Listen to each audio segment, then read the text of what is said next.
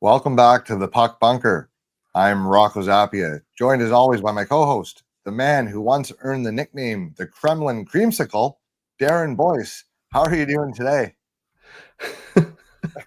Okay, I don't know if I'm a spy, but fair enough. I did live beside the Russian embassy at one point. I never said how you earned the nickname, just that you did. We are about a few days, I guess, now into the NHL offseason. Happy Canada Day to our folks north of the border, and happy 4th of July to our friends south of the border. I hope there were a lot of fun times had and a lot of beers drank. It was a bad weekend to be a beer, I'll tell you that. We're just going to talk some free agent talk. There's been a lot of trades and free agent signings. Obviously, most of the bigger fish are off the board. So we're just going to kind of talk about that. And for those who have been asking, because we have got a few questions, we have started scouting next year's draft class. And probably, I would say, within a week or so of this episode, we'll have our first one out covering some of the, start going through some of the top guys in depth, like it's kind of become our bread and butter most of last season anyway. So, boys, what do you want to talk about first? You want to talk about Marner first? Let's talk about Mitch Marner to Vegas. I don't hate him. You want to start with Mitch Marner to Vegas, eh? Well, why not? Biggest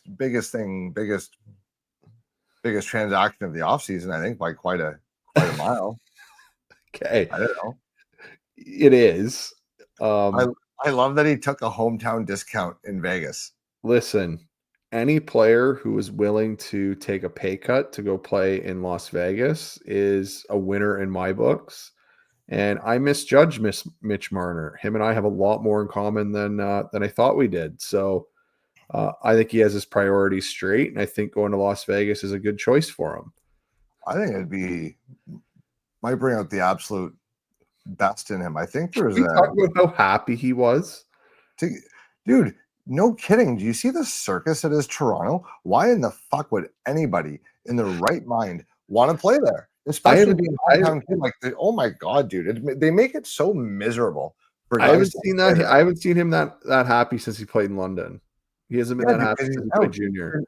Dude, he's out. They fucking scrutinize his coffee creamer, what kind of coffee creamer he uses in that city. Like, he goes to the store and he buys a produce and they say, holy fuck, Mitch Marner's buying the wrong produce this week. Like, you got Steve Simmons like tracking into his backyard. You never know. So they're out of control. Toronto media is they're off their rocker. And the guy being they're nuts. And the guy being a hometown kid, like, there's no way for even one day it was any fun to play there ever. Like, there's no way.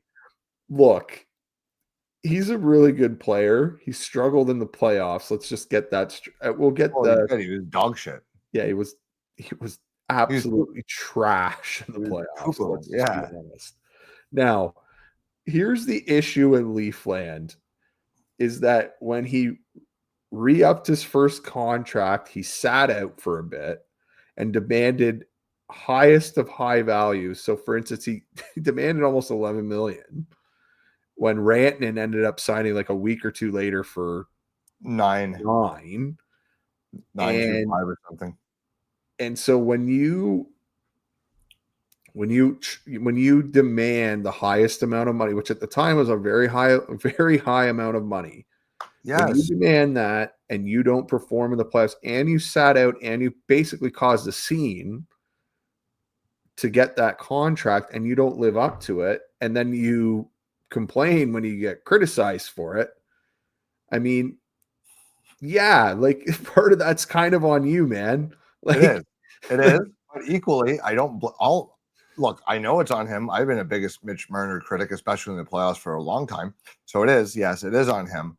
I was just explaining why I felt he might be pretty excited to be out of there and why he might have looked so genuinely happy to be a hockey player when he put that Vegas jersey on.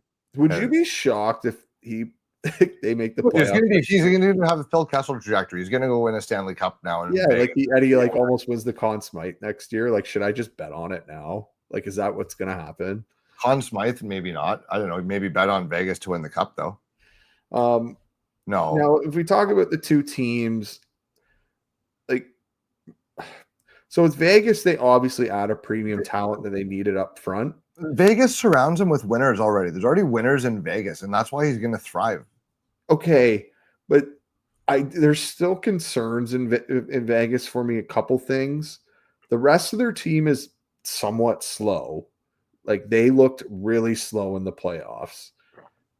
I'm not sure Mitch Marner is. He's helping a bit, but I don't know if it's the overall speed of their lineup is that much better. Well, Pietrangelo's done. 100 points. Pietrangelo's done. Yeah, I know. That's tough. That sucks. And they lost Hag, who's like a decent defender on their core too. He's better than decent. And Aiden Hill looked like a sieve at the end of the year. That's goalies, though. Fickle. You're a fickle bunch. Okay, but I'm just saying, like, people are like trying to anoint them, like, hey, like they might have won the cup. Like, again, they picked up a very high skill winger. Yeah, that's fair. So let's just like hold our horses here. It could work. It could be very good, but it's just there's still concerns with that team. And I like Vegas, but there's still concerns with them. I mean, with the Leafs. So who gets to play with Eichel? I don't know. Probably Marner, because Marner will demand to play with them. It's probably his contract. He has to play with them. I don't know if that's in his contract, Darren. Have you heard of Paul Marner? Well, yeah, but I don't think he's negotiating. Do you not remember what happened in Toronto? There was like they was complaining they wasn't playing with Matthews. He's gonna play with Eichel. Well, there's complaining versus contractually obligated, Darren. There's a difference.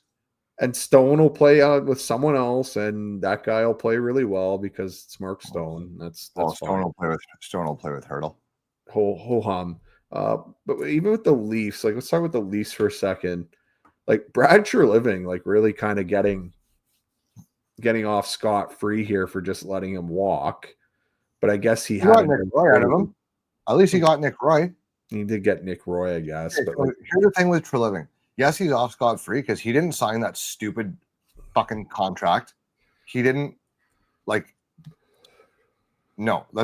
What's he gonna do? He didn't trade him because you can't trade him because you're trying to win. You can't trade him in the season. You have to treat him like you couldn't move him last year during the season, especially because he wouldn't move. He actually tried to trade him.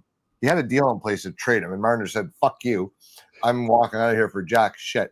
And he still got Nick Roy out of it. So I think he did pretty good, considering he literally tried to trade the guy. The guy said no, and he still got. Okay, fine. I'll give him a pass. But Brendan Shanahan not. You know what? Maybe I should give Kyle Dubas some credit here. Did Brendan Shanahan just not let him trade him? Is that what happened here? He had a no trade. No. Before he had his no trade kicked in, was Kyle Dubas not allowed to trade him? Was he trying to? Yes. Do we know that, or are we just wildly? It was rumored. It was rumored they were trying to trade him, and Shanahan kind of put a kibosh to it. Well, you should not have done that. Anyway, here's another thing. No one's really talking about. I think the Leafs look substantially worse next year. Well, no shit. You just haven't added anything. Yes, Nick Roy's a nice piece, but like, well, they added Miss Sally. Great. More small wingers, just what they need. Like, I don't know what we're like. Again, like they're really hoping that Matt Nice takes a step. Like you're hoping Easton Cowan jumps into the lineup. He's awesome. Matt Nice is a superstar in the making. Maybe but you're now at the point where you're like you're paying him like he needs to perform like that now. Well, he's gonna score 30 goals a year at least for the next 6. So you think he's gonna get 70 points next year? Sure, why not? Look how much opportunity! Look how much opportunity just opened up. We'll see. Like he has to prove that now. 69.5. Matthew Nyes. I will take the over. Darren, I'll take the over. Okay, great. And he might just do it. But again, you're hoping here, right? Like this is your hope. And now it's an educated guess that you think is a good guess, but it is still a guess. You haven't seen him do that yet. So hoping there. I mean, Michelli, like I guess guess you're kind of hoping that he wasn't in a great situation last year, so you're hoping that he's kind of you throw him in a top you're hoping with on a power play, and yeah, he's a very good playmaker, but I mean that's all you're getting out of him. Yeah. So, and then if one of their big guns get hurt, like Matthews was hurt a lot of last year to begin with, are they top 3 in that division? I think Ottawa's ahead of them. Well, then we're talking about playoff spots now. If you think an Ottawa's ahead of them or a Montreal's ahead of them or someone like how that. Could Ottawa not be ahead of them? They could be, but I'm just saying if we're having that conversation that an Ottawa is ahead of them or a Montreal's ahead of them. Way deeper team. Now we're talking about a borderline playoff team. Toronto? Yes. I see them in the wild card, maybe. There you go. So that's interesting. I still don't think Tampa's going anywhere in that top 3 yet. Neither's Florida. And neither's Florida for sure. No kidding. So exactly. At least got their work cut out for them here. Top 3 in the Atlantic next year, I think, is going to be Florida, Ottawa, Tampa. Yeah, at least got. Well, there you go. Rocco calls it. Ottawa is going to be top 3 in the division next year. Steady Steve knows what he's doing. Well, you're more confident than I am. I've been hurt before by that team. Okay, they're putting the right pieces in place here. They are. Let's just kind of go through some of the transactions since here in June, just some of the trades in that. So here we got Chris Kreider to Anaheim from the Rangers, Carey Terrance and a 3rd-round pick back. What do you think of that? What do you think of that deal? We talked about those on the Anaheim episode. Still just give it a little bit, but like I don't know. I don't necessarily know if it made sense for them to go get Kreider. Yeah. Like, are they going for it, or are they just trying to sneak into the playoffs, or what? Terrance could help them out long term, I think, as a middle 6 piece. He's a prospects. No, I think he could be a good 3rd liner. Yeah. He's really fast and really, really, really works hard. So I don't know. I'm not sure the motive there, other than maybe because you have so many massive fuckers, you want to just bring one in who's been very successful at it and hope that he kind of takes a mentor role with the young guys who play similar to him. I think maybe that's it. I think our buddy Felix was implying that that's what they were trying to do, is show them the right way and try and sneak into the playoffs. I don't know if that'll work, but I don't know. Like, I feel like that's almost a little short-sighted. Like, you cost yourself a guy who I'm pretty sure is going to play. I don't know what. Well, ho-hum. Very ho-hum. Okay, we got Eric Holla. Got traded to the Predators from the Devils for a 4th-round pick and Jeremy Hansel. What do you think of that? What's like Eric Holla? Like, he was a good player for a long time. I think his most effective days are probably behind him.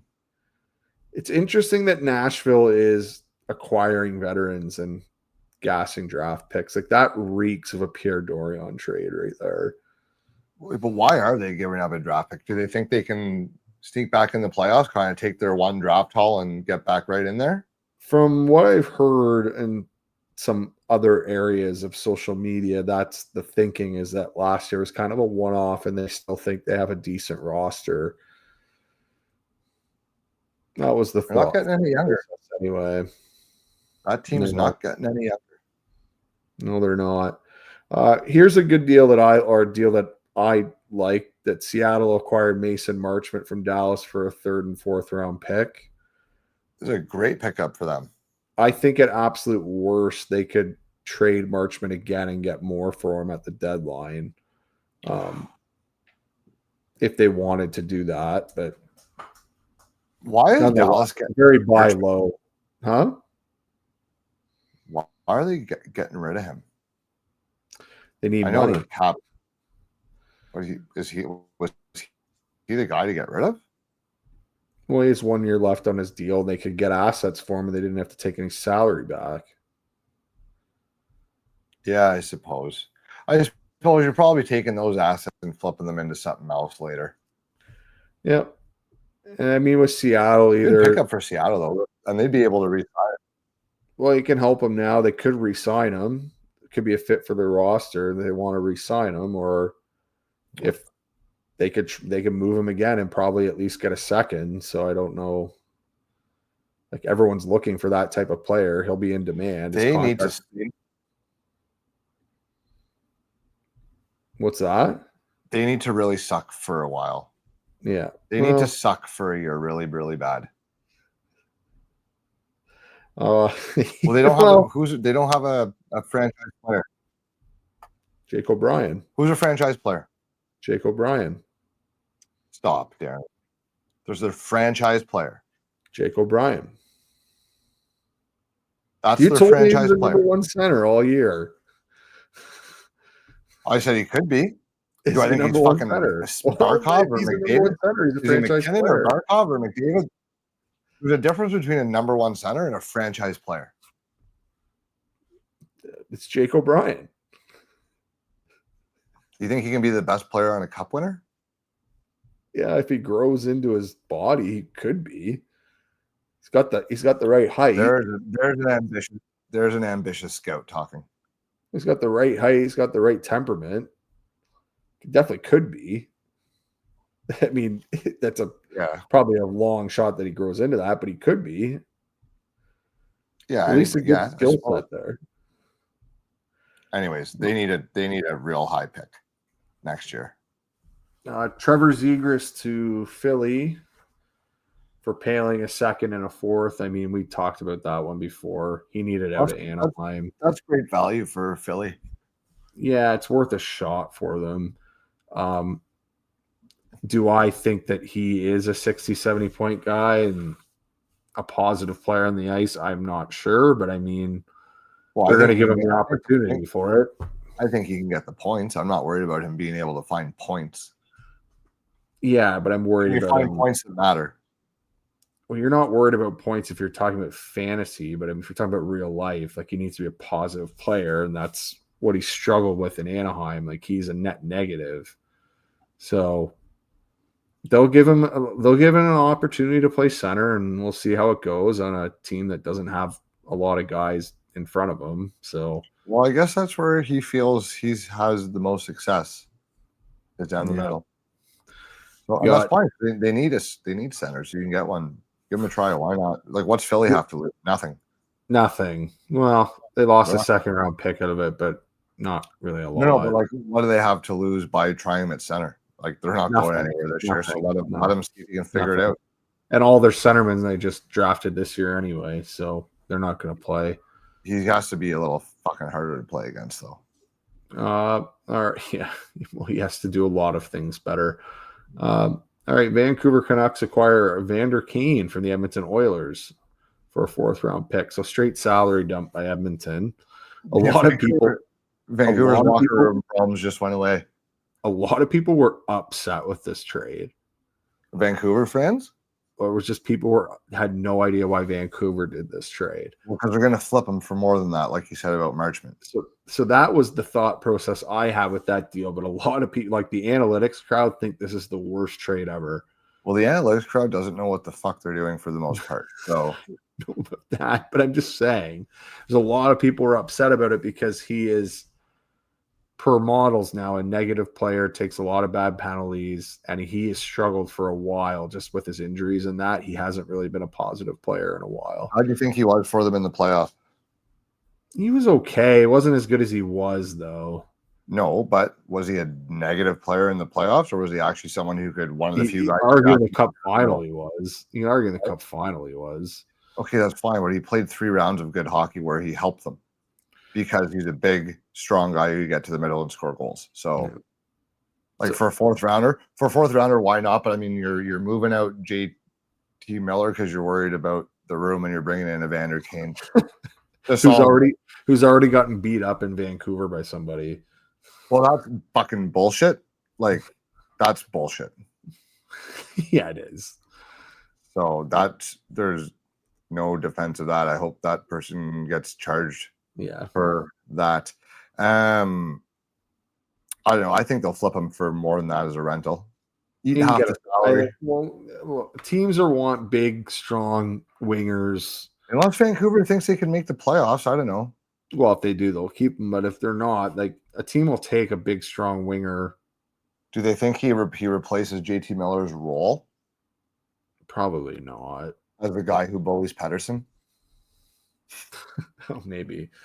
I don't know about that. But I think, again, I also agree. I think they can get more than a fourth for him. So I don't think it's a bad idea. Well, it's risk free, right? They have the cap space, right? Best case, he plays great, and maybe you're in a playoff race, or he plays great and you can trade him. And worst case, he's a UFA and you don't really care because you're going to be shit anyways, probably. And Edmonton opened up the cap space, though I don't know what they really did with it. I guess they re-signed Bouchard like that. They needed to do that, but paid him a lot of money, Darren. He puts up a lot of points. He's not a great defender, but he definitely can move. Paid him a lot of money. Yeah. All right, Utah Mammoth, our friends in Utah. You see, Byram is asking for $9 million a year. Well, but of course, I could ask for $12 million if no one's going to give me $12 million. You can ask for whatever you want. It's whatever I'm curious where the basis for the argument for trying to justify that in an ask. Probably doesn't want to play in Buffalo. It's like, okay, that's fair. He's like, I could probably get 6 somewhere else, but if I'm going to stay in Buffalo, I'm going to need 9. That might be what he's doing. He's probably that's probably what he's doing. Speaking of money, back to Marner. You know that, and for him to have the same take home in Toronto, he would have had to sign for $16 million a year. Yes. But now there's more. It's true, but they also get. There's a few. I think there's a little bit more math involved with some of that. A third more. It is, but you also get paid in American in Canada, and you're paying you get paid in American, but you pay in Canada living there. You live in Canadian, so you do gain a lot off that right now. Well, Darren, I don't know if you've seen the house prices in Canada lately, but they kind of lose the advantage there with the conversion. But have you seen the price of the American dollar versus the Canadian? It's a big difference. Yeah, I mean, he would have had to sign for a lot more money to make the same. Yeah, but I know it is. I just don't know if it's fully that amount, but nonetheless. No, that was my simpleton math of just basic tax rates that Google told me, but it's still a lot. It's still a lot. It's definitely a lot more. Yes. And you get to live in Vegas, which is a lot more fun. So we like that. Nick JJ Peterka to our friends in Utah for Michael Kesselring and Josh Doan. So here's a trade here where if you looked online, again, the analytics crowd was screaming about this deal.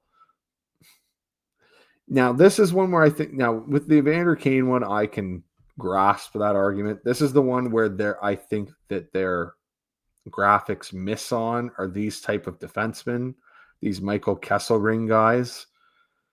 So he is a massive right-hand shot defenseman who really came on the last year. And he's highly valuable around the league. And I don't think people are grasping how valuable they made this trade. And we were talking about this, how valuable right-hand defensemen were. So much so that it became a point of contention on our live broadcast. But nonetheless, Michael Kesselring. Don't even fucking get me going, Darren. But Michael Kesselring is a prime example of drafting a right-hand defenseman who is big and can move a bit later in the draft and looking at the value they can bring. Because if he hits as a player, he just got traded for basically a 60 or 70 point winger. So so there you go. That's the value of these guys. No, they still got a third liner. Yeah, Josh is a player too. Right. So you're picking up the defenseman to move from a first line winger to a third line winger. Right. Yeah. So, but equally to your point, I do think that the value of guys who bring more kind of old school traits I think that value gets missed when we're talking about trying to, give players a value on paper. Yeah, I think that does get missed, but that's a mammoth acquisition. it is it's a big acquisition. Now, I will say for Utah, again, Peterka's not a huge guy either. Their top 6 isn't very big right now. They really need those guys that they've drafted to come up and join that team because they are smaller up front right now. So if those guys that they've drafted can come into their lineup and kind of augment the rest of the team that they have, I think it could work because I feel like these smaller guys, they have some skill, but then they have some bigger guys coming. So it could work. But that would be my concern right now is their skill guys are just smaller at the moment. Yeah, but they don't have other than Keller, who do they have under 6 foot? Well, they're not. It's not they're under 6 foot, but they're just small. Like Cooley's not a huge guy. Like Peterka's not a huge guy. Like it's not. Gunther's not small. Like Gunther, Gunther's big or bigger, but it's just not a big. It's not a huge lineup. Like McGinley's not huge. He's coming. He's not huge, but Hayton's not huge either. I don't think. But you got the 2 Russians coming who are massive. You got the guys, but the guys below them, like you got a guy like Krause in the lineup. You got those guys. Yes, you do have the Russians coming. Like you do have some of these defenders that they drafted. So I like what they're doing. Yeah. I have similar feelings about that as Seattle. I'm not convinced there's a franchise player there. Where, Utah? Yeah. Well, I mean, maybe, but they drafted Denway, so I think he might be. Okay. Yeah, fine, maybe, but that's the best hope for one. Yeah, I mean, they got some guys. Like, I mean, I like Cooley. I'm a big fan of Cooley, but I don't think he's going to beat Sasha Barkov in a 1-on-1 in a playoff in a 7-game series. I mean, there's a team here now. Like, there's a legitimate but they can go with Cooley and Denway. Maybe could be the Shen and O'Reilly model that wins. Yeah, I mean, look, they have two guys who are 1A in their prime, or 2 guys who are 1B in their prime. You know what I mean? Yeah. Well, I think that, again, I'm just looking at their team. Like, I think they have, 6 NHL defensemen. So, like, that's okay. Like, their lineup's decent. Like, they have some skill up front. They have some prospects coming. Like, maybe some guys can break into the lineup. They need some goaltending. Like, that's what they really need. Like, I don't. You're not a Carol Valka guy? No. No, I'm not. But we'll see. Again, I don't mind their team, like what they're doing. So anyway, I think that was a good trade actually for both teams. I think that was underrated, that trade for Buffalo. I think they wanted to make a change on their defensive side. They drafted Merca too, so they're a big team now. Buffalo has a ton of they have a ton of really skilled forwards who are between 5'10" and 6'1". They have a lot. They dealt with a position of strength and they addressed a position of weakness. And they got Doan, who's a hard prick to play against, I think. So I like what they're doing and what they're doing, sorry. Although I feel like obviously they gave up probably the best player in that deal, which you don't like to see. They addressed a major weakness on their right side. Well, they're also the D they acquired is making $1.5 million versus paying Peterka whatever. Yeah, it doesn't look like too many teams are going to be in the same type of cap trouble that we've grown accustomed to over these last 3-4 years. Well, right now, they'll always get there, Rocco. That's just I know that, but it's not as immediate as it was. No, but I mean, it is still noteworthy. Like, again, a $1.5 million right-hand shot defenseman is valuable. Sure. So, yes, absolutely it is. And depending on what you do with that money. So I like that they're addressing what they needed to. They had a kind of a pretty soft team. They've taken care of that a bit. Well, they did. A couple other trades here. Nothing that we really need to write home about these ones. Freddie Gaudreau from the Wild to the Kraken. Don't mind that depth move. Panthers acquired Danil Tarasov from Columbus to be their backup goalie for a 5th rounder. I actually think that's a sneaky good trade for them. I think Tarasov can actually play in net a little bit. How about Nick Ehlers, Carolina? Let's cover that. We'll get there. We'll get to the signings. I promise. We'll get there. Just a couple other ones here. I mean, did you want to have your own say on Noah Dobson yourself, or have we done that enough in the live draft? No, I think that was a great move by Montreal. Yeah, that was a great move by Montreal. Yeah. Over it. And again, I think it worked out for the Islanders. I mean, they got Eklund and Aitchison with those picks. So, well, I mean, it was pretty mutually beneficial trade, I think. Worked out for both teams. So, but like Aitchison and Eklund, I don't know that Montreal would have much use for those guys. Dobson certainly much more. Yep. He's only 25. They have him for his whole prime, really. Yeah. And again, they needed a right-hand shot defenseman on their team, so they're looking good. Now, I don't know that he ever gets back to the offensive numbers he had those couple years. They don't need him to. No, exactly. But with Hudson, he's the guy there offensively, clearly. Senators make that Jordan Spence trade for a 3rd round and a 6th round pick. That is an obscene. Even after free agency, just looking at that's an obscene trade. How did that happen? What was LA doing? I don't know. I guess for whatever reason, we want to trade for once, like that badly. Like he's on it, dude. And he got that 3rd rounder for free, and still got the guy that they wanted in Hensler, making under $2 million. Cody Ceci got signed for like 4 or 5. Like that, I can't. $1.5 million. He's an RFA next year. And he's only making $1.5 this year. They replaced Spence with Cody Ceci. Like that's interesting. Okay. Is he going to be the worst 1,000-game defenseman of all time? He might play 1,500 games. Darren. Well, he doesn't stop playing. How many years did he? I think he got like 3 or 4 years. Worst 1,000-game defenseman might have been a little harsh.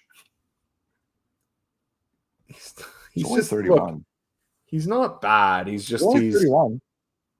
Yeah, but it's what I mean. He's not bad. He's a depth NHL defenseman, but he's always stays in a depth role as an NHL defenseman, and he shoots right-handed, and he's in need. So he can just kick around the league.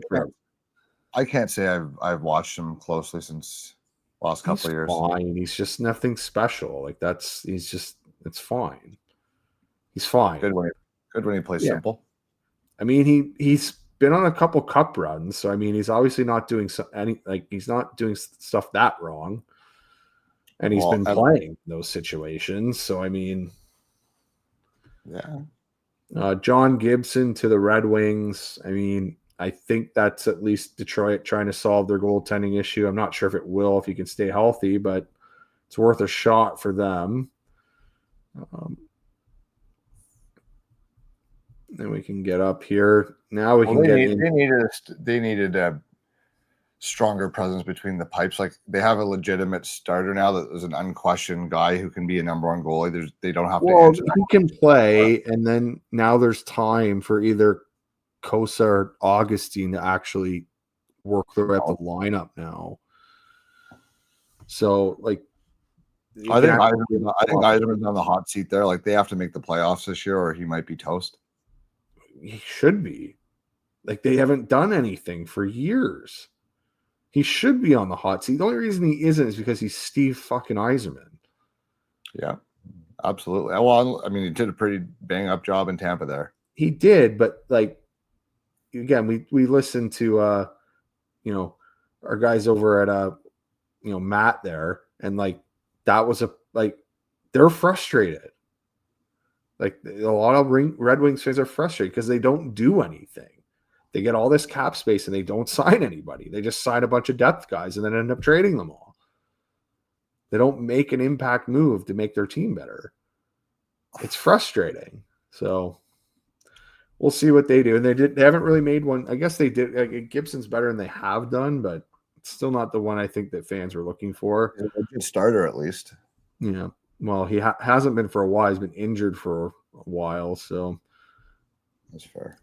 So Predators acquire Nicholas Hagg from Columbus for Colton Sissons, Jeremy Lauzon, and a 3rd-round pick. From Columbus. No, Nashville did, and then Nashville ended up signing him for I think about $5 million a year. You said from Columbus. Oh, from Vegas. Yeah. Okay. Yeah. Hagg's good, man. I like him. I always did. He was good in junior. I remember watching him.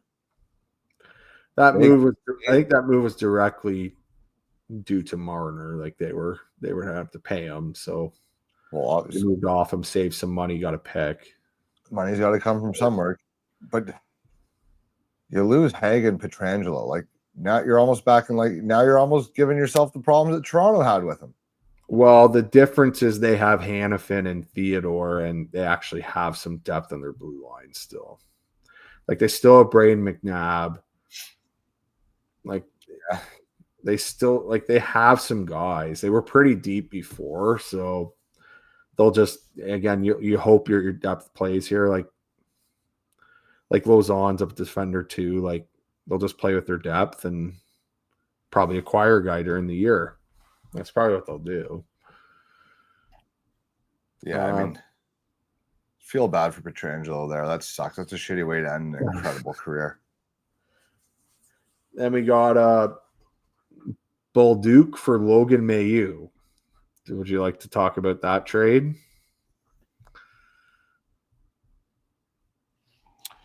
St. Louis must be pretty confident that he's going to be a top 4 defenseman.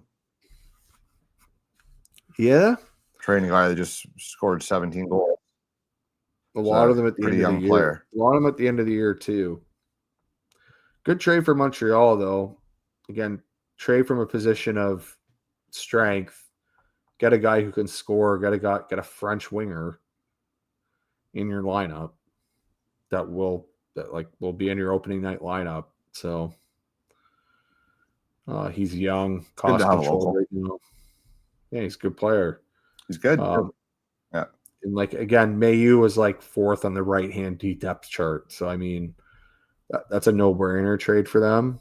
I think that's and both of them are, again, as I said, they're both they're both on the end of their entry-level deals. So I mean, they're going to get their RFAs, but they're controlled for now. So wasn't really much of a difference there. Just St. Louis must really, again, they do like their big defensemen. We've noticed that. And so they must see something in him that they really want. Everybody likes big defensemen.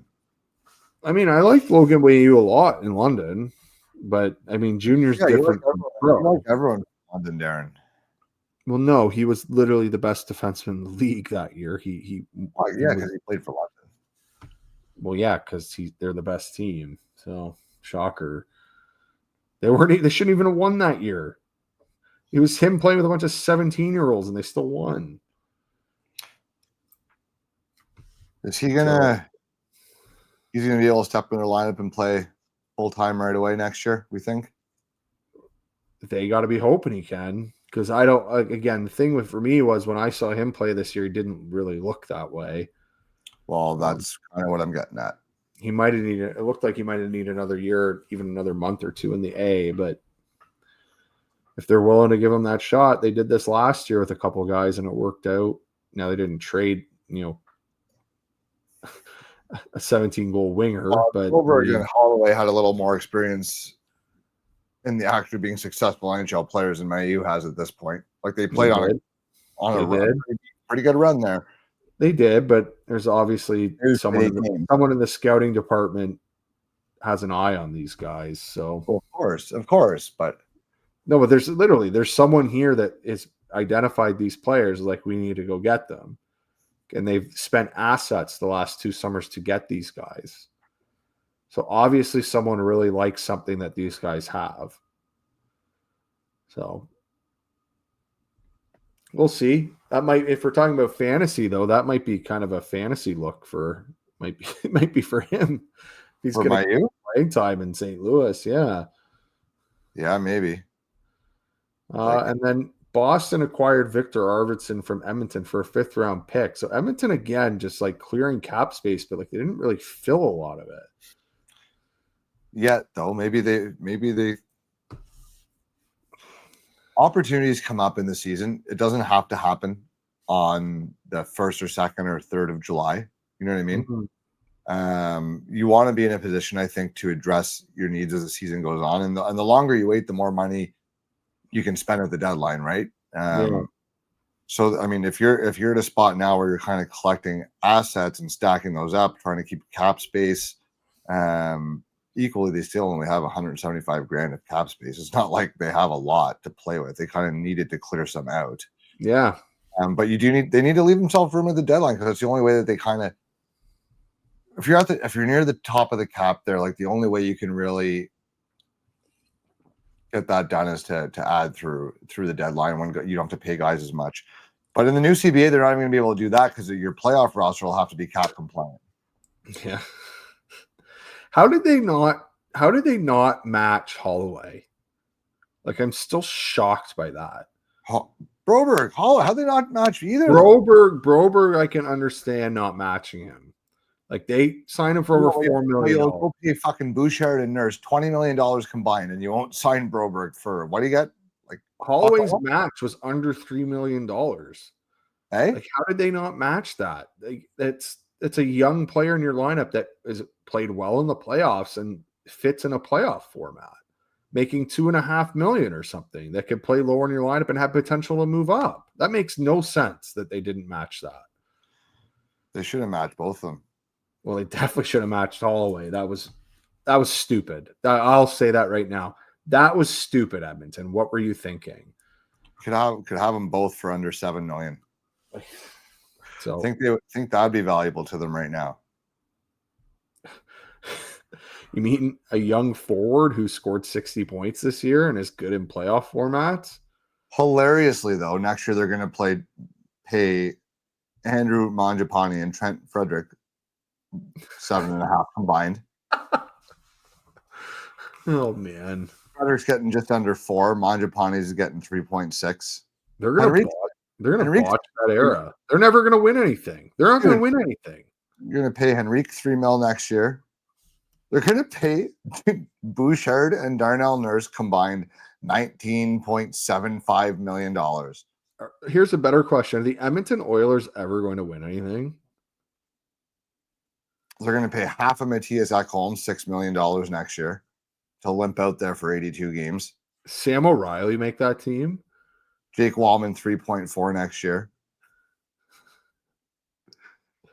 Does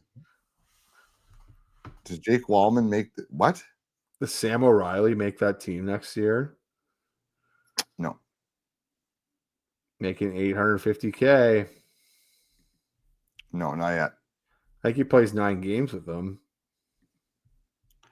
You think he's going to make the opening night lineup? He might. They need a guy lower in the line. They're going to need a cheap guy lower in the lineup. They don't have any money.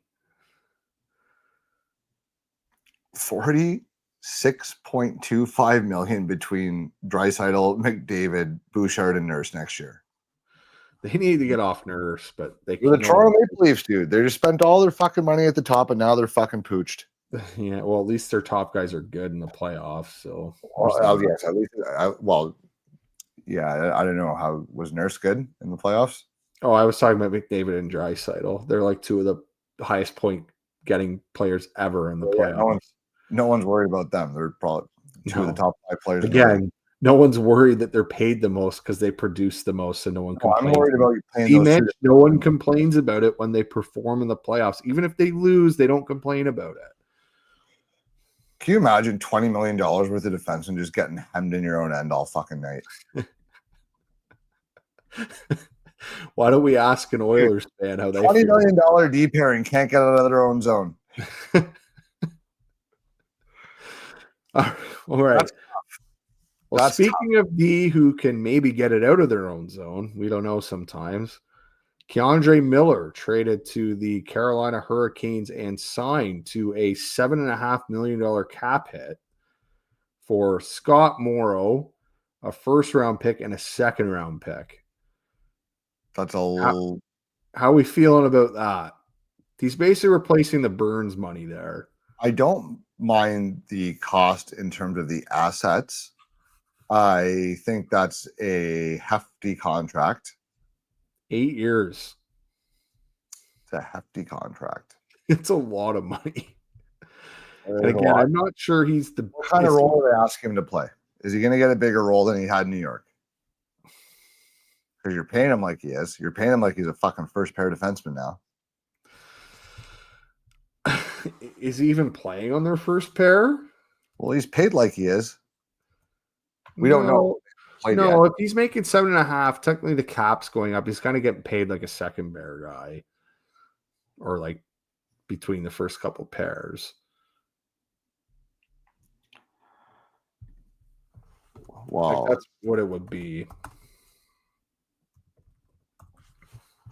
He's still getting paid to be a top 4 defenseman on their team, though.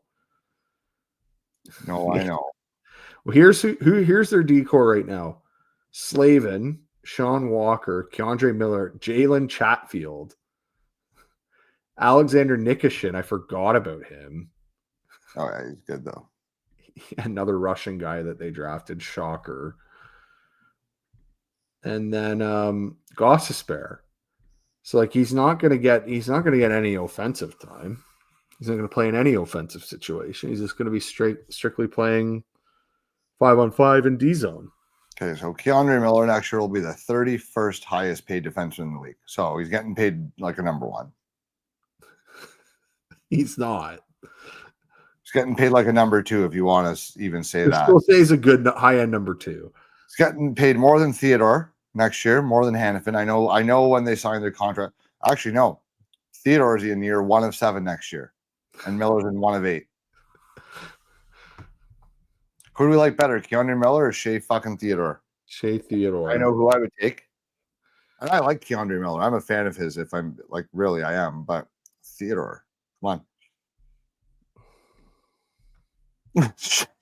Next year, Shea Weber is in the last of his 14-year contract. Nice. Who owns him now? Chicago. No, okay. He's been bounced around a little bit. Yeah, and the Shriners Hospital of Upper New York. So are we just coming to the conclusion that Keandre Miller got overpaid here? Is that the conclusion here? You really don't want to say it, but he did. Yeah, I mean, what are they expecting from him offensively, and what do they think he can bring? Like, do they think?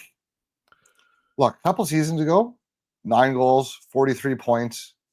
If you're tracking on improving those numbers, if you can be a 6'5" defenseman who gets between 12 and 16 goals, and you put up 50+ points, and you're no fun to play against, I'll pay that guy $7.5 He's not going to get 50 points though, because he's not going to get power play time. Like he's not going to do that.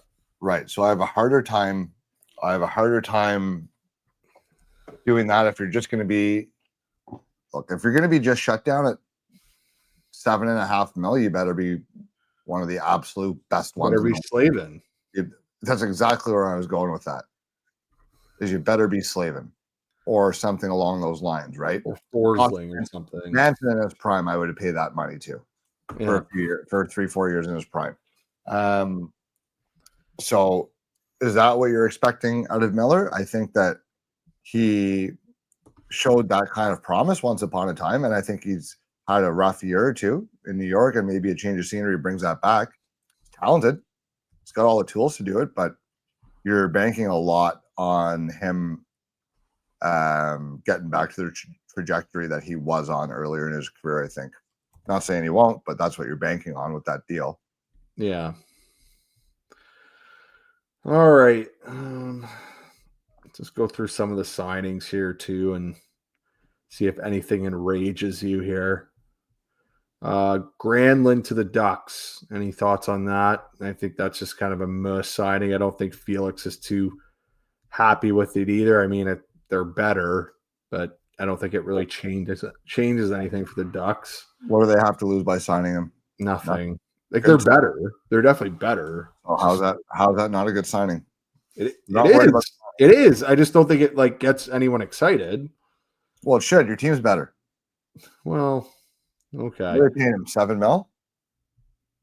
Yeah, $7 million for 3 years. What's wrong with that? It's fine. It's Great. fine. Remember, their GM said they're making the playoffs this year. Okay, and signing guys for free. What's wrong? That's great. It's a great way to do it. He was one of the best free agents available. There's a very thin class. Jeannot signed with the Bruins, which 5-year contract. For how much? $17 million total. Getting 3.4? For 5. That's a lot for the way that he plays. He's gonna be hard pressed to see that contract through. Like, plays pretty fucking aggressive. I mean, I think he's cashing in on that one offensive season.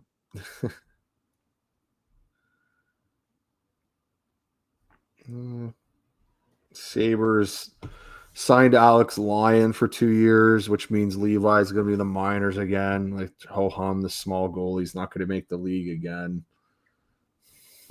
Could have told you that one.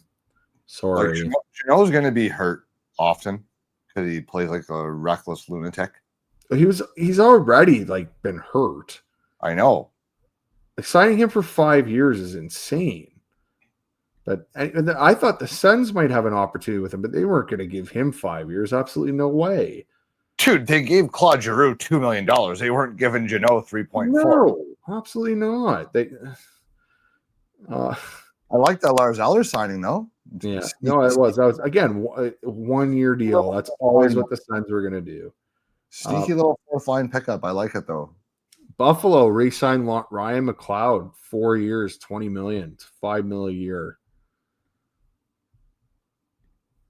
How do we feel about that trade? Another Oiler that they let go.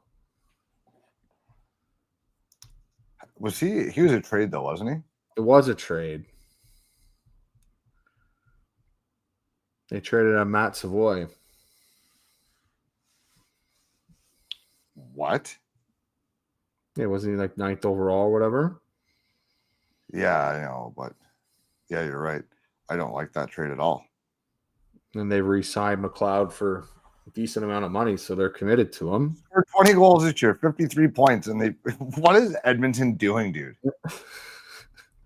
You put McLeod, Holloway, and Broberg back in their lineup? Like, they fucking had it. They had it. Are the Oilers going to win anything? Well, not if they keep giving away all their fucking cost-controlled talent. Got the Flames. And paying Nurse and Bouchard $20 million. Yeah. The Flames re-signed Morgan Frost for 2 years for almost 4.5. Yeah, whatever. Yeah, whatever. I don't know. I'm not upset about that. It's fine. Carolina, again, Keandre Miller, but also signed Ehlers as well. So do you want to talk about Ehlers? I'm just going to say one thing about this. They traded Natchez for Rantanen. That didn't work out. Ended up getting Stankoven and a couple picks, which I think one of them they moved for Keandre Miller. In a roundabout way, they've ended up with Stankoven and Miller and Ehlers for Natchez and Burns, basically. I mean, I guess it's kind of an upgrade. The only downside here is that in your forward group, you have not added any size. Both of those guys are still small. Okay, and it's so that's still the same problem. It's still the same problem. More of the same. Yes, it's more of the same. It's more small skill. But they're good. Like, again, these are good. I like Nick Ehlers. Like, he's a good player. Me too. I've always been. And they re-signed Stankoven for like a pretty good contract. If he's like going to be a good player like that, it's like $6 million a year or something. And I think that's a pretty good contract. That contract could look great. I think it's an excellent contract. So $6 million, no kidding. I think it's like it's just, like they'll be good again. It's just, can they get over the top when it really matters here? No. Are they going to run into Florida again? Are they going to run into a bigger team and are they going to run into a bigger team that they just can't control? Because that's just what's going to happen here. But I mean, they'll be really good again. I have no questions about that. No idea. Like, they will be good again, but they'll be regular season good again. Yeah. Just like always. I mean, I don't even know if did the Hawks even do anything. Burns signed with the Avs. I mean, that's a low risk deal for them. I don't have a problem with that.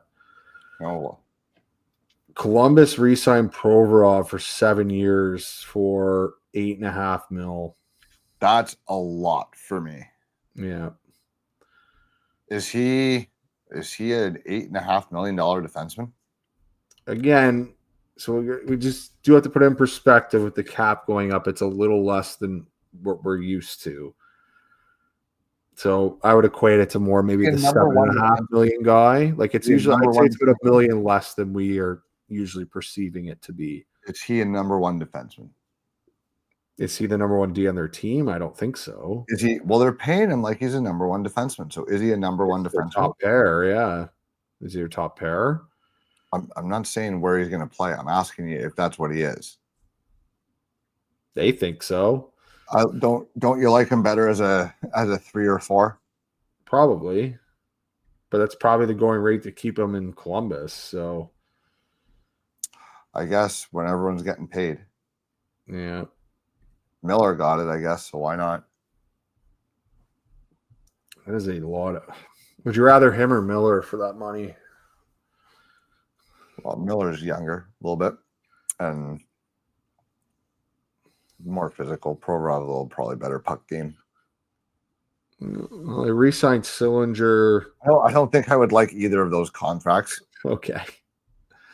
Signed Lundestrom. He just never really caught on in Anaheim, eh? He played. He just wasn't exciting. I think he played like 350 games with them or something. Like he wasn't bad. No, he never turned into an impact player for them. But that was always the question. What kind of upside is there? Player. Yeah, that was always the question with him. What kind of upside is there? 2-year, like 1.3. Like he's a player. He's a little bit better than a replacement level guy. Still has some potential. Dallas re-signed Faxa. Like they brought him back. I was hoping Ottawa would take a run at him. Yeah. Re-sign or sign Colin Blackwell too. So they just kind of worked they basically got rid of Marchment and brought back Faxa. So I mean that's not a terrible loss for them. And they got some assets in return as well. That's okay. The Red Wings, I mean, oh my God. Like the Red Wings are a wild hockey team. They never sign anybody. James Van Riemsdyk, 1 year. Jacob Bernard Docker, 1 year. Like are they even trying? I don't know. They're just kind of spinning their tires. I Ian think. Mitchell, 1 year. Yeah, Jesus. Not super excited about anything that they're doing. Mason Appleton, 2-year contract. Like any one of these guys playing outside of their bottom, like anyone, like these are all. I don't mind Appleton. Oh, great. They have a ton of guys that play in their bottom 6. Like, what are they doing? What's the point? What's the point of all this? Suns are a very deep team. Suns are deep. Edmonton. I'm moving to Edmonton. Bouchard, 4 years for 10.5. That's a lot of money, but they only got him for 4 years. Yeah. What they bridged him. Yeah, they bridged him. Mangiapane, 2 years, 3.6, which I don't actually hate. I'd sooner give it to fucking Holloway. Oh, yeah. Oh, here's a good one. Blast from the past for Ottawa Senators fans. Oilers signed Curtis Lazar to a 1-year contract. He's Canadian Isaac Lundestrom. $775K. Oh, man. Oh, okay. Here's a team that had a really good free agent period. You'll like them. The Florida Panthers. Yeah, they did okay in free agency, I think. Literally re-signed everybody. On pay cuts. Except Nate Schmidt, basically. That's the only guy they didn't re-sign. They brought a defenseman in, though, didn't they? Yeah, Jeff Petrie. There you go. So they re-signed Marchand, they re-signed Bennett, they re-signed Ekblad. For a lower percentage of they re-signed Thomas Nozick. They even got one of their fourth liners to just say, you know what? I'm taking a cut to stay with you. Dude, they've got these guys at a lower percentage of the cap than they had them at last year before they won the second Stanley Cup. Yeah.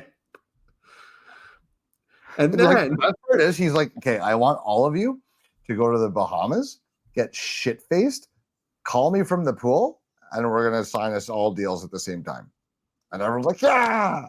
And now they're all there for discounts, which is great. And then they got a backup goalie handed to them for free, who I actually think has some potential to be decent. Marchand's going to be 50 when the contract's over. It's just hilarious. They don't care. It doesn't matter.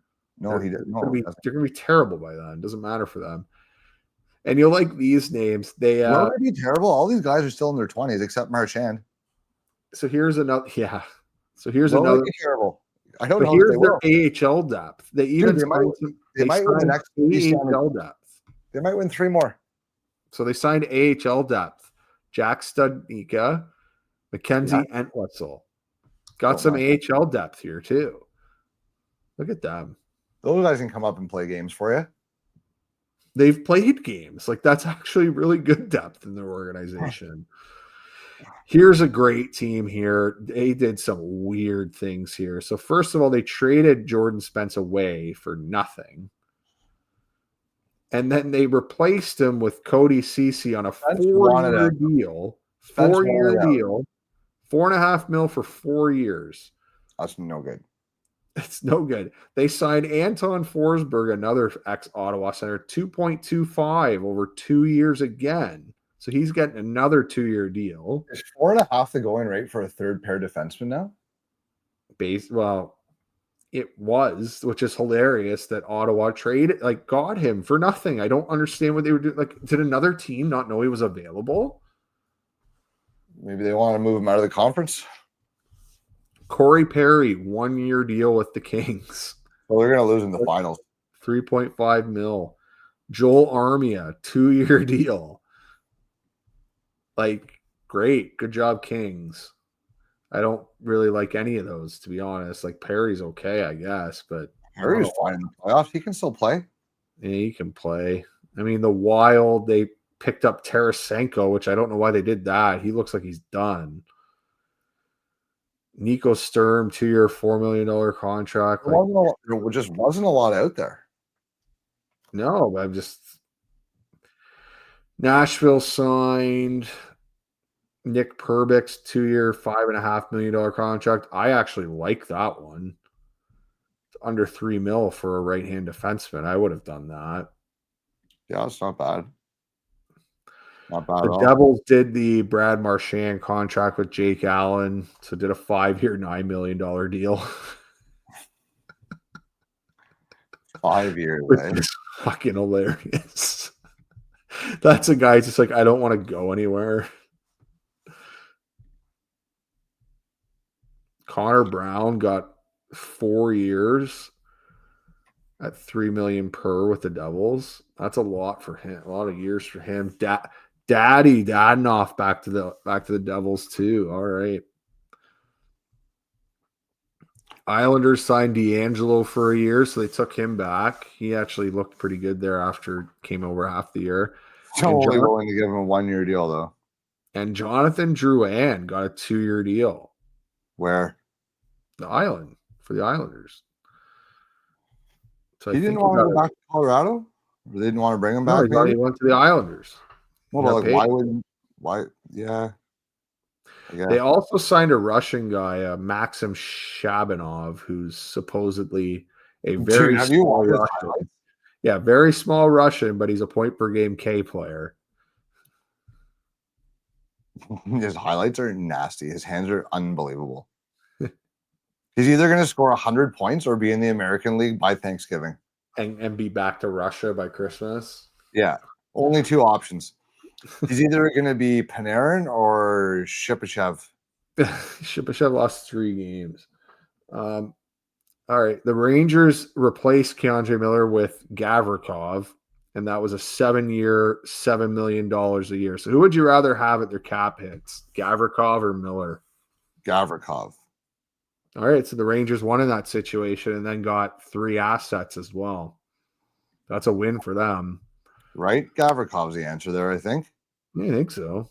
At least currently, maybe by the end of the deal, it's not the same. Yeah. Senators re-signed Cousins for under $1 million, signed Eller for a 1-year deal, which I think, again, that's good lineup depth, which they need. I like that. That was a really good signing. AHL depth. We called it Arthur Kaliev. Of course, they were going to sign the guy who played for Hamilton/Brantford, obviously. We'll see if he actually sticks, but that's probably AHL depth. I mean, the Flyers, like, what are they doing? Like, I know Link was saying, like, yeah, like Christian Dvorak, like, great signing, like $5.5 million for him. I think that's a little bit much. That's rich, but at least it's a 1-year deal. You can flip them, so it's not that bad. They needed a center this year. I mean, Dan Vladar, 2 years at 3.5. Like, I don't think he's that good of a goalie. Like, they're just kicking the can down the road again with their goaltending. Their goaltending's terrible. No, they never find a goalie. That is, like, Philadelphia hasn't a goalie in my lifetime. Their best goalie is like Ron Hextall.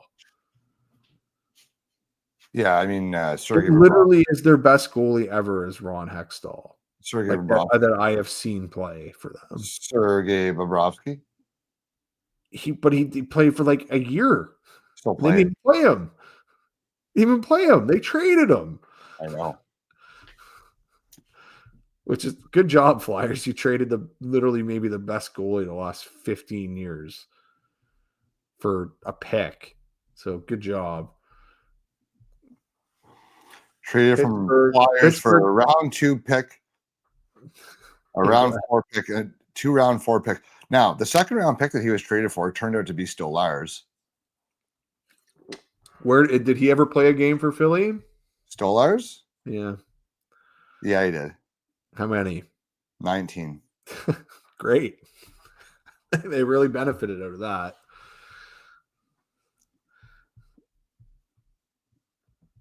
So Pittsburgh. Now I'm in a Sergei Bobrovsky fucking wormhole here. Yeah. So Pittsburgh, a couple guys. I mean, re-signed Tomasino. Sign Anthony Mantha, which I don't hate that idea. Justin Brazo is a decent guy. Like, nothing exciting, but took some shots on guys. The Sharks. Now they signed Orlov and Klingberg on their D-core. I wonder if they're trying to load up their D-core to try and make some of these guys make the team. Like, I think maybe they're trying to make Sam Dickinson make the actual team. Like, they're not going to give him a spot. They want him to actually beat out one of these guys. He should. That's how it should be. So I think that's it. So I don't think that's a bad idea for them. I think Orlov was it was only 2 years. Like, that's also, they will eat contracts and trade them. Yeah.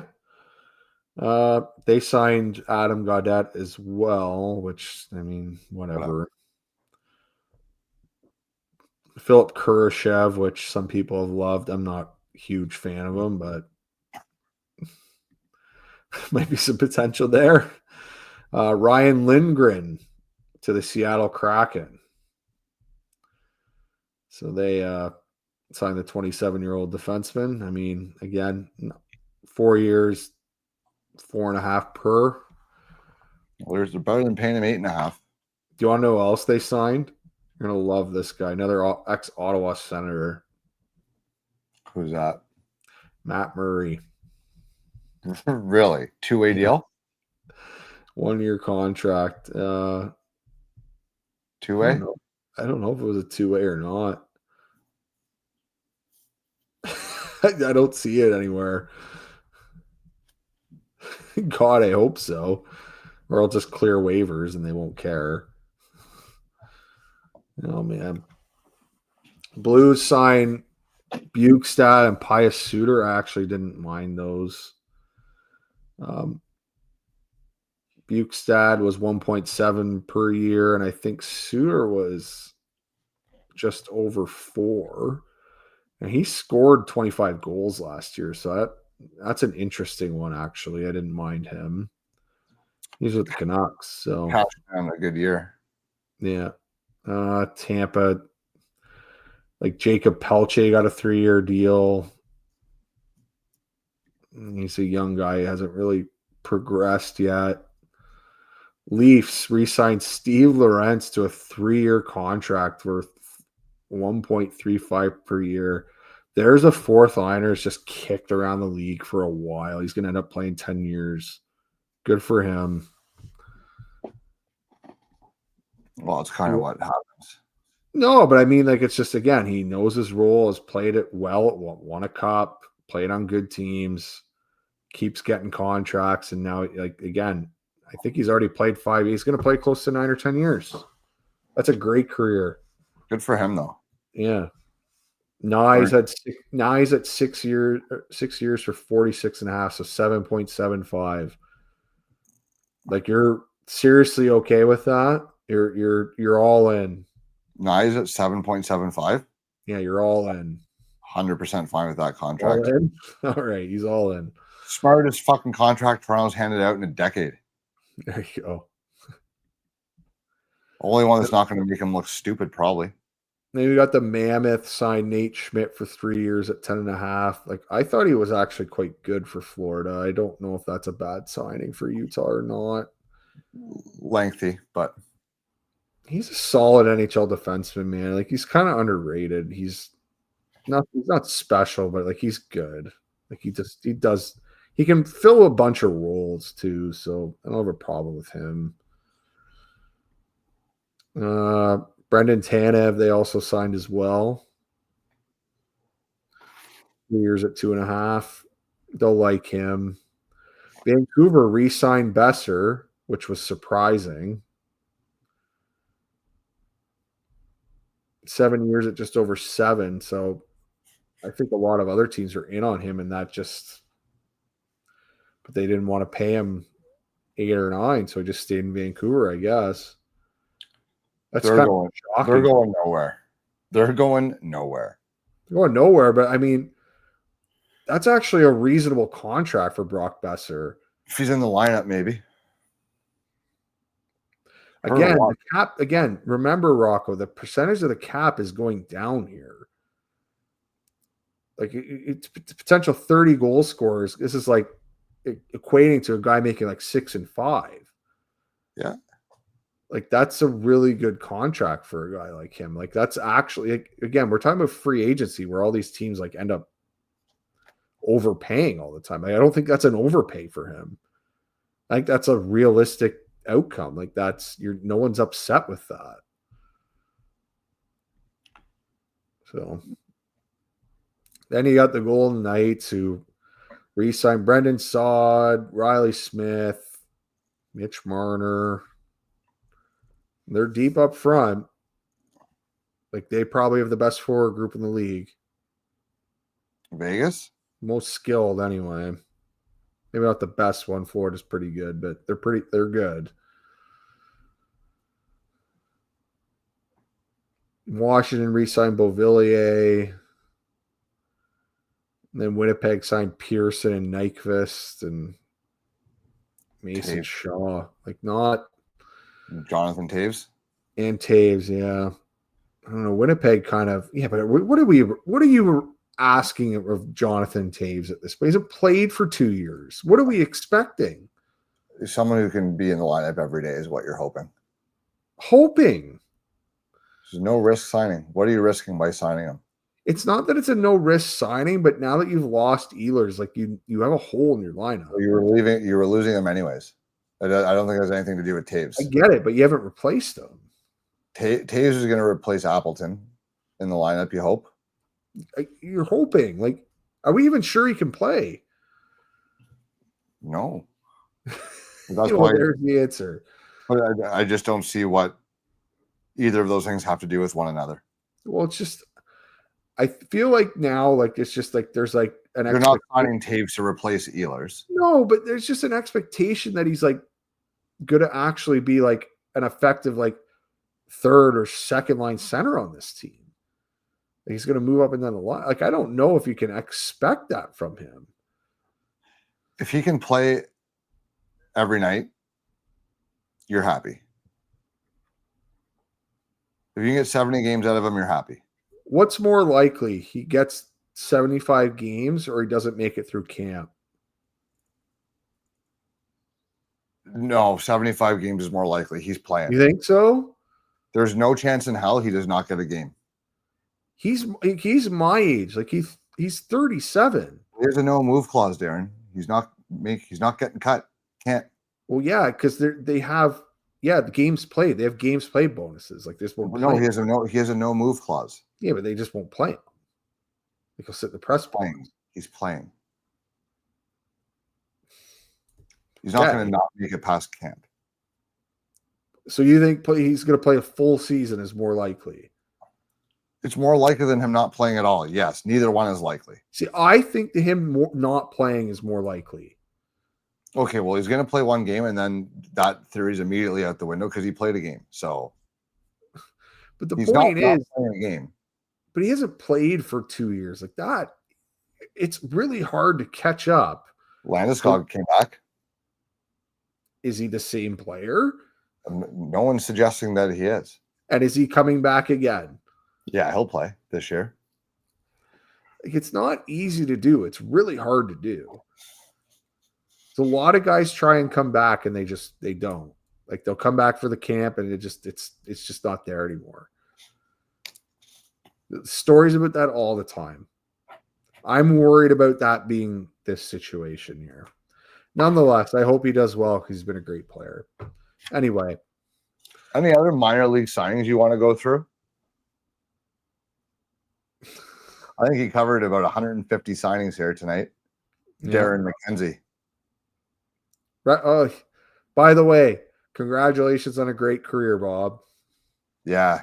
Bob McKenzie officially retiring from TSN. That's sad. Bob is the Bob father. Nothing more to say. I mean, the guy is absolute legend. The original trade breaker. Really. Enjoy the lake. Still pokes his head in once in a while. Yep. But enjoy the golf. What he should be doing. You got what, Darren? Nothing. I'm good. You just had a big. We went through every team. We went through them. You just had a big sigh as if you had something pop into your head. No. What is your overall thought of this free agent season? What's the worst signing? The Provorov. That's the worst one. Cody Ceci by a mile. Oh yeah, Ceci or Janot maybe. Cody Ceci. I don't know how do you get off Spence and that's your replacement? That makes no sense. Well, Provorov's getting double what Ceci is, so double. He's better. He's one of the highest paid defensemen in the league now. $8.5 million. You be taking Provorov or Jake Sanderson for $8.5 million? I'll take Sanderson. Yeah, no shit. And pretty much anyone else who makes that amount of money too, except maybe Nurse. I love how you roundabout got in a way to just slander Nurse. I like Nurse. I just don't like him for $9 million. I think his contract's upside down and he should be getting paid $6 million, but yeah. I don't know. And the other conclusion we came to, what the hell are the Edmonton Oilers doing? $20 million first pair who get run around in their own end. That's tough. That's tough, dude. My grand conclusion is that the the Oilers are the butt fumble of the NHL. I think they might have missed their window. The Oilers are the butt fumble and the Leafs are the laces out. And neither one of them can get out of their own fucking way. Well, the Leafs definitely missed their window. I think Edmonton might have missed their window now. If McDavid sign, he's not. No, he's gone. It's like 31 teams are going to have $40 million in cap space next summer. Just every team has money to sign.